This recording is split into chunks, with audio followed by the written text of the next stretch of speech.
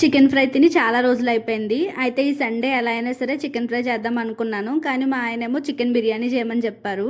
2 విడివిడిగా ఎందుకు చేయడం అని చెప్పేసి కొంచెం డిఫరెంట్‌గా కలిపి చేశాను. ఎలా చేశానో మీరు కూడా చూసేయండి. ఒక గ్లాస్ రైస్‌ని నీట్‌గా కడిగేసుకొని వాటర్ వేసి ఒక అరగంట సేపు నానబెట్టుకోండి. ఆయిల్ హీట్ అయిన తర్వాత బిర్యానీ దినుసులు, అలానే పచ్చిమిర్చి, ఉల్లిపాయలు, కొంచెం పుదీనా, కొత్తిమీర వేసుకుని బాగా ఫ్రై అయిన తర్వాత మ్యారినేట్ చేసుకున్న చికెన్ కూడా వేసుకుని కొంచెం అల్లం వెల్లుల్లి పేస్ట్ వేసుకుని కొద్దిసేపు ఫ్రై చేసుకోండి. అందులో నేను ఉప్పు, కారం, పసుపు, కొంచెం అల్లం వెల్లుల్లి పేస్ట్ వేసుకుని మ్యారినేట్ చేసుకున్నాను. తర్వాత ఒక గ్లాస్ రైస్కి గ్లాసున్నర వాటర్ అయితే వేసుకోండి. ఇంకొక హాఫ్ గ్లాస్ చికెన్ ఉడకడానికి వేసుకోండి. కరుగుతున్న వాటర్లో బిర్యానీ మసాలా అలానే చికెన్ మసాలా వేసుకుని చికెన్ని సపరేట్ చేసేసుకోండి. ఆ తర్వాత వాటర్లో రైస్ని కూడా వేసుకుని ఒక 10 నిమిషాలు మూత పెట్టి వదిలేయండి.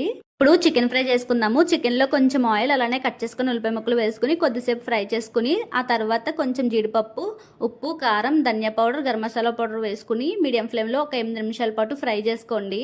లాస్ట్లో కొత్తిమీర, పుదీనా వేసుకుని స్టవ్ ఆఫ్ చేసుకోండి. ఒక పక్క బిర్యానీ కూడా రెడీ అయిపోయింది. దీనిలో కూడా కొంచెం కొత్తిమీర, పుదీనా వేసుకుని ఇంకా లాగించేయడమే. టేస్ట్ అయితే చాలా బాగుంది. మీరు కూడా ట్రై చేయండి.